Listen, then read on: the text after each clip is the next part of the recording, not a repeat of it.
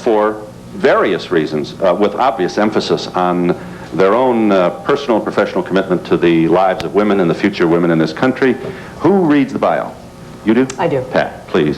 Who's first? Well, maybe you save it till the end, or how are you going to do? Make this dramatic? Don't let us know who it isn't. Well, all right. Let me try. Yeah, don't identify the people until Let me try. It's we'll see. Pediatrician, author, activist. For the SPAC. Oh, you're so smart. You're good guess. For the courage and grace to publicly change his mind and revise his classic baby and child care, removing the unfair burden it had placed on mothers, and for his continuing work for non-sexist child rearing and for peace and disarmament, Dr. Benjamin Spock. Congratulations. It's all right. Take your award. You can hold out. Sam?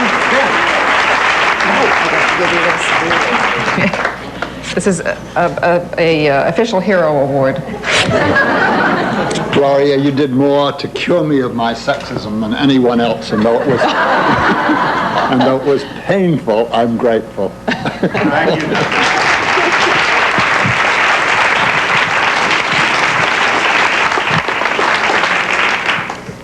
Next, Phil is the coach of the Adams Track Club and meet director for the Colgate Women's Games. For many years of seeking out and training inner-city young women athletes on his own time and money. For founding the Adams, an inner-city predominantly black girls track team that has become world famous for producing champions. Excuse me, Pat. We have on the screen tape which gives a visual picture of the athletes in whose charge this man has served over the past several years. This is one of the most exciting athletic events in our country, and it also, as is quite obvious, gives young women an opportunity to know, yes, the agony of defeat, but the thrill of victory as well. This is truly a important contribution this gentleman has made. Excuse the interruption. You can continue, Pat. Well, he as well has created a major annual track and field event for women and for young girls, thanks to Colgate Palmolive, and his name is Fred Thompson. Come on in here, Coach.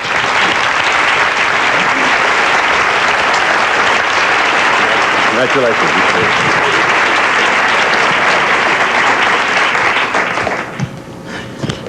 Hero? I'm really aghast. I didn't expect to be here, and when I got this award and heard I was getting the award, I'm really moved. Thank you very much. Thank you, Coach. Congratulations. Nice going.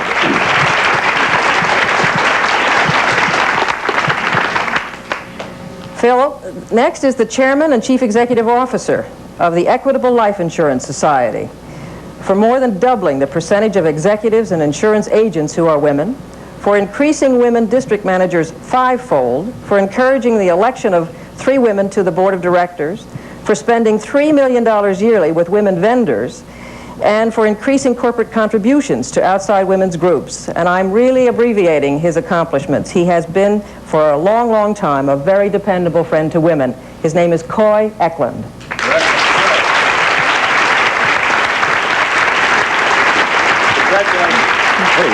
Thank you, Gloria. Gloria, we would like to say that on behalf of all of the women in the Equitable, we much appreciate this recognition by Ms. Magazine. And our 55 female officers really enjoy having their pictures in your magazine this issue. We're really proud of it. Thank you. Thank you. Phil, I should explain that. On the inside of the gatefold cover are Equitable's 55 women vice presidents, done especially, the photograph made especially for this issue, and we are very proud of it. Next, an actor, president of the Screen Actors Guild, and he is a hero for a great many things, including narrating a NARAL documentary on abortion, for bringing up that issue on talk shows, for appearing in TV shows that treat individuals and issues with subtlety, and for criticizing militarism with risk-taking and with passion. He is Ed Asner.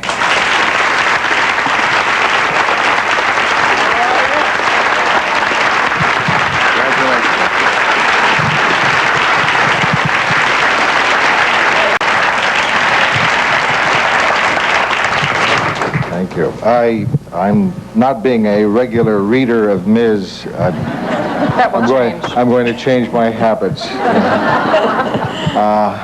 I want to thank you for many things, but especially for the reasons you chose me and for the phenomenal company you put me in. Thank you.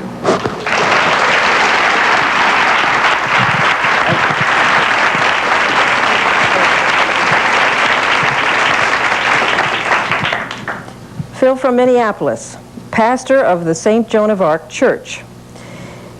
And he is a hero for his consistent concern with racial, sexual, and economic justice, for inviting lay spokespeople for such movements to speak within his church in spite of public criticism from his own Catholic hierarchy, and for frequently praying to God the Mother as some retribution for 5,000 years of patriarchy. He is Father Harvey Egan.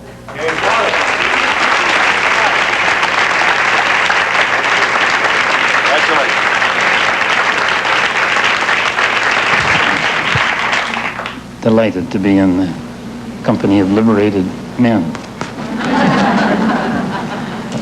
They need liberation, I think, as much or perhaps more than women, and especially churchmen. Thanks. Thank you. Have a seat there, Father. Congratulations.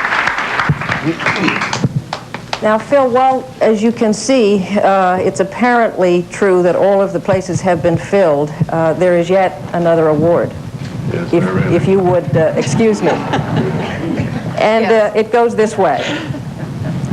Television journalist, for understanding that female audiences are intelligent and interested in issues, for integrating the possibility of equality into discussions of families, child rearing, sexuality, and lifestyles, and for giving major responsibility and recognition to the women on his staff, Phil Donahue.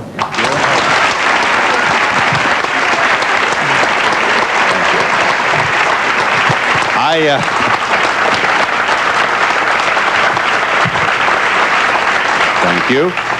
Self-indulgent as it is for me to take time out of my own show to receive this honor, you'll forgive me for my pride, for wanting you to know that I got this, and also for sharing Ed Asner's sentiment. We really are, all of us, very flattered to be in this company. And we should say also that 40 males have been selected in it for obvious reasons. This wouldn't be possible to get them all in here. So with sincere congratulations to those here present, to those who are not, and with the understanding that this makes it, makes the pressure just a little greater. I can just hear Marlo now. Okay, hero, pick up the empty beer can. I'll say thanks to Ms. 10th anniversary of Ms. Magazine. We are gathered here with 6 of the recipients of the Male Hero Award, and also with Pat Carbine and Gloria Steinem, who preside over this most fascinating phenomenon of publishing. Yes.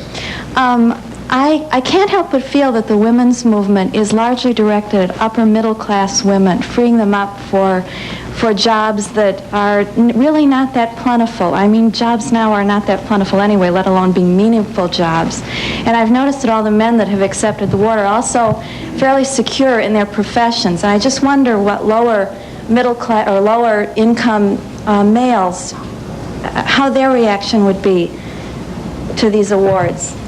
Well, to speak statistically, which is the only way I know how to answer you, because I think you're right, the press does focus on, the first woman in the boardroom, the first, instead of on the pink-collar ghetto, the masses of women secretaries, waitresses, and so on.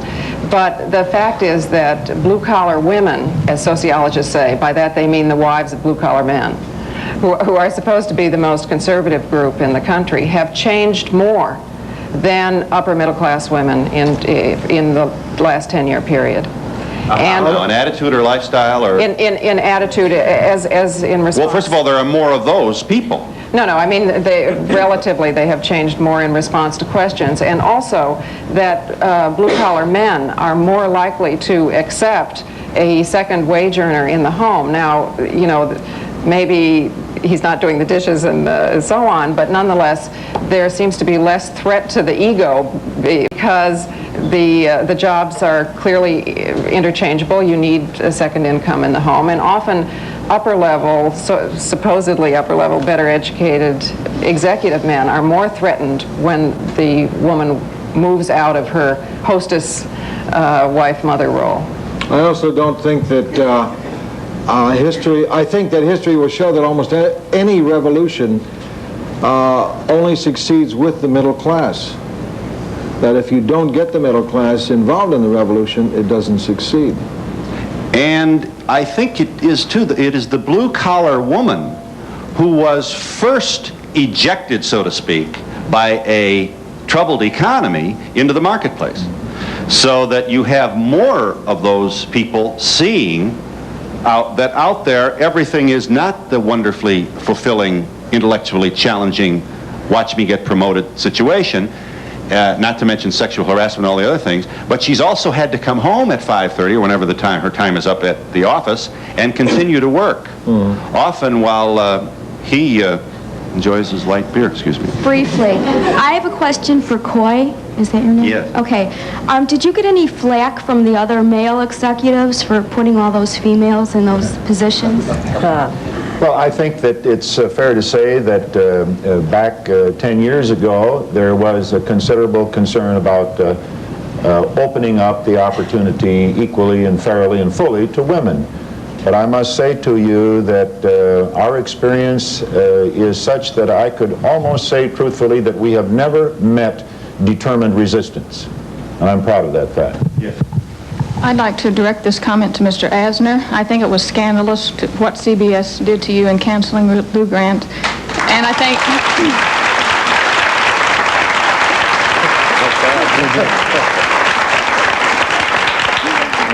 Lou Grant is one of the best television shows on the air today. Let me pick up here for just a second. Ed Asner certainly looked up and found himself in the eye of a hurricane. It got nasty, and people wanted to hurt him, and he got angry mail. Guess who got there before you did? In that kind of place. Well, I'd say that guy on the end did. Benjamin Spock, M.D. What? You'll pardon me for treating you like the wise sage, but... I love that. What? As you read what was happening to him, you must have felt some deja vu yourself, did you? And you certainly were. You were just the target of enormous hostility in the 60s and early 70s. Yeah, for a number of reasons. I caught it in the neck from my fellow physicians for coming out for Medicare at a time when most physicians thought Medicare would rob their children of bread and butter, which turned out not to be the case at all. At the same time, I got involved in opposition to the war in Vietnam, and a little bit after, I got involved in the criticism from feminists that I was an old sexist of the first water. And so I was getting it from various sides, but I was always able to get along comfortably economically because you had the biggest selling book in the history of the world. That's right. I never was threatened with losing my job. All right. Now, we also do not have to have a telethon for Mr. Asner, who's done very well himself. So let's, but all right, let's get this in for just a second. And I got all kinds of energy out here. So here's the point. You are liberals. Here you have the peace sign on your tie. This is, what is it about the policies that you espouse that earned you this kind of, why wouldn't it be possible for those who disagree to respect your citizenship? And have you thought about that? And now what? Well, I think a lot of people did respect me, even people who didn't agree, but I think it's human nature to feel furious at somebody who takes a stand that you find deeply disturbing. That's just human nature. You could not have guessed what was going to... You didn't go there to Washington expecting what happened. No, but I don't know if I said this the last time I was on or not, but at the time the question was asked, I knew that if I answered it honestly, that there'd be hell to pay. Answered what honestly? when the gentleman asked me, you say you're for free elections, and I said, yes. He said, well, suppose that government turns out to be a communist government. I said, uh-oh, that's it. This is what I've been avoiding all this time. And you said, if that's the will of the people... What I said was actually almost identical with what Alexander Haig said. That if the... if the people in a monitored free election, that's none of our business and they have that right, yes. And you're saying that's what clobbered you. Yes. Well, the heroes, there's 40 of them, not all of whom are household names, but some are. Alan Alda, Norman Lear is a hero. Gary Trudeau, the creator of Doonesbury, and Jane Pauley's husband, thank you. Admiral Zumwalt is in there? Yes, ma'am. Isn't the ERA going to give equal rights to everyone? Even our children are going to have equal rights? That's crazy. We won't even be able to discipline our children without being afraid of being taken to court? Yes, I already know of a case. Well, speaking of children, it seems like the first time we see inequity as women are in the high school sports, and then it goes on to college. There's money, scholarships. The big bucks go to the boys, no doubt. Boys. Yeah, now, Title IX is supposed to, is it Title IX? Is supposed to disallow that. Yeah, and that's why what Fred Thompson has done is so important. He has spent 23 years of his own time finding young female athletes and giving them a whole range of hope and human possibilities and scholarships they never would have had. And his own money, and that's important too.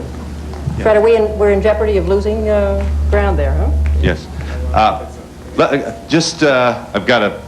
upset in the office because I have to, who said that you knew of a case where you couldn't spank somebody or you couldn't discipline? You better clear that up. What's this about? Okay, in Westmont, this lady was spanking her child. The neighbor called the police. They took her kids away. She hadn't seen them in 2 weeks. Well, it's got to be more complicated than that. Come on. All right. But that has to do with child abuse laws, not with the Equal Rights Amendment. It has nothing to do with the Equal Rights Amendment, whether it's right or wrong. Let me just get the coach in here for a second. Yeah, this must be a very gratifying experience for you to see young women out there. First of all, these girls range in age from? Oh, they start at 8 or 9 years old, and they go up into the 20s. Okay.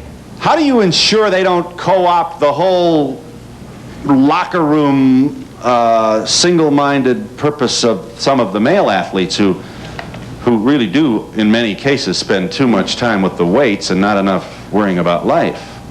Well, I think in many of the sports that the young men are involved in, there is an upper end in the sense of professional sports and what have you.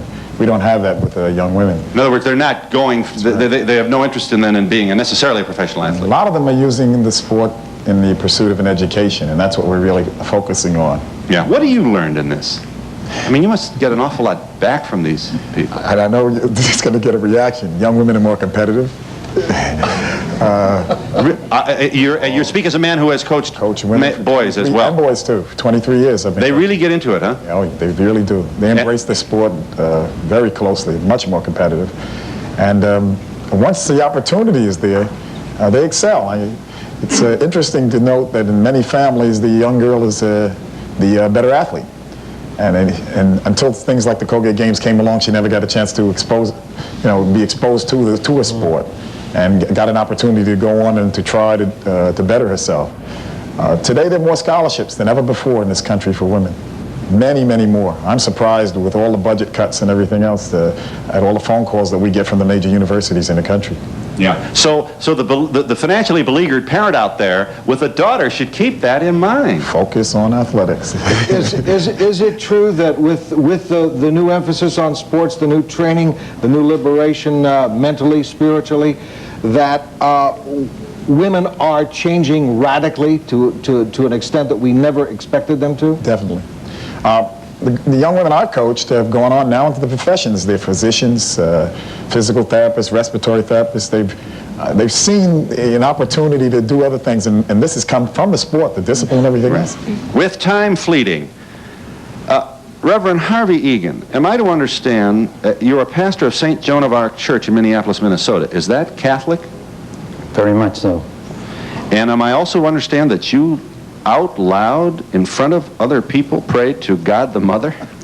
Regularly. Joyfully. Yes. And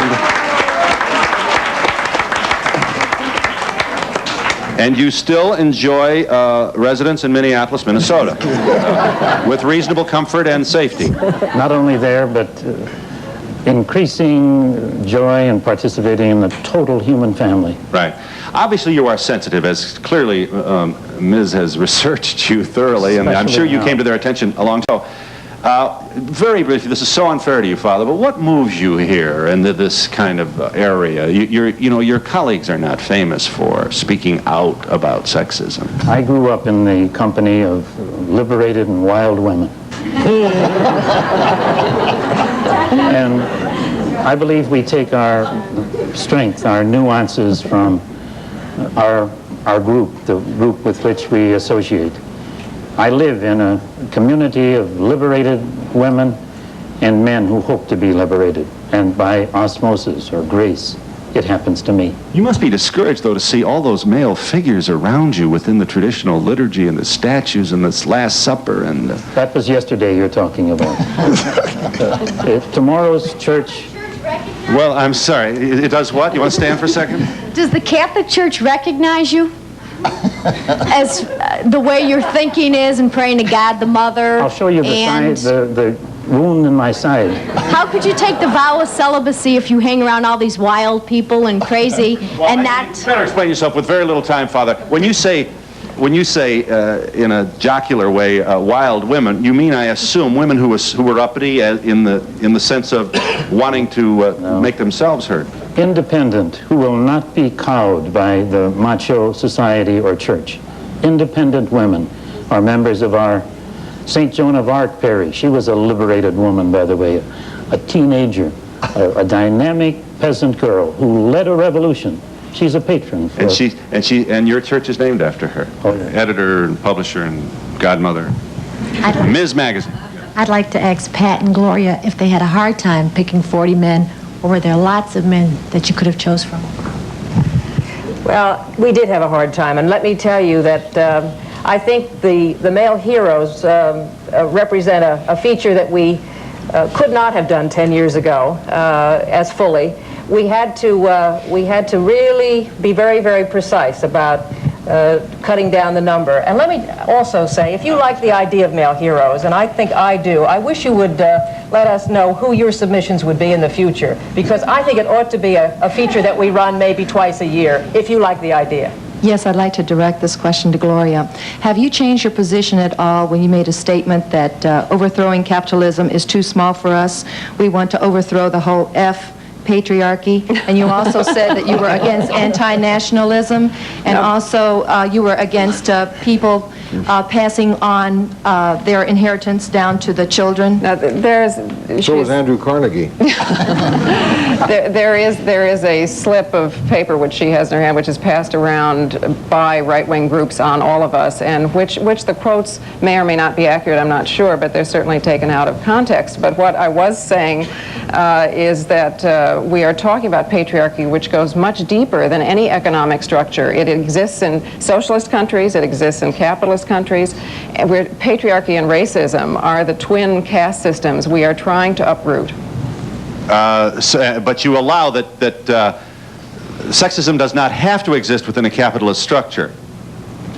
No, capitalism could be distributed equally, but traditionally capitalism has depended on a cheap labor force, which happened to be marked by sex and race. That you quote, this is a quote from you, we're anti-nationalism, anti-private property. We say you can use property in your lifetime, but not pass it down to heirs.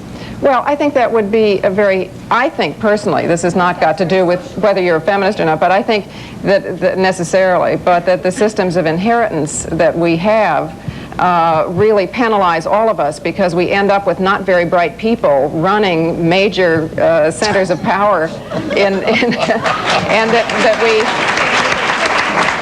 we ought to have a meritocracy. I'm suggesting we have a meritocracy. I think this is the most incongruous group I've ever seen. If the feminist movement had its way, and revolution is the right word, we wouldn't need Dr. Spock, because we'd have all the kids in daycare centers. You'd be taken care of by Margaret Sanger and her early theories. You'd be gotten rid of by capitalism. You'd stay around because you and Gloria Steinem have the Socialist Workers' Party in common, and you're getting rid of religion on your own. Wait a minute. minute, I get one too. Excuse me. Let me barge in. No, wait a minute. I get mine. I don't want to be patronizing about her feelings here. Yeah. Now, what about me? Please. What about me? Well, you're free. In this place, I think that they should do a series in Ms. Meg where the feminist movement will be in 10 years, and it's right in this book. What is your major grief? Just tell us what's troubling you. You're obviously very well prepared for our program. What bothers you here? What's going to happen?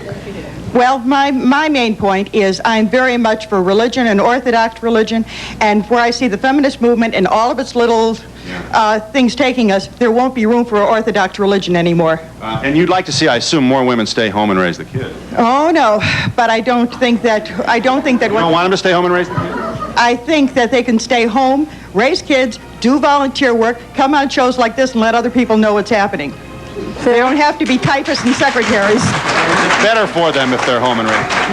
Oh, no, it's better for them if they're out in the community keeping an eye on the paid professionals. I see. Volunteer work. Exactly. Not paid, though.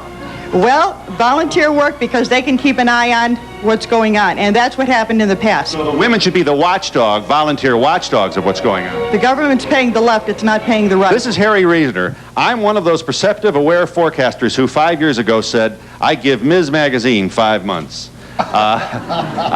These women and others who are supporters and promoters and who work so very hard with the Ms. Magazine effort are understandably proud that, first of all, they thank Mr. Reasoner for his honesty and acknowledging his error. And Mr. Reasoner, I assume, takes some comfort in knowing that Services provided and promotional fees paid by the following. A lot of people will tell you Volvo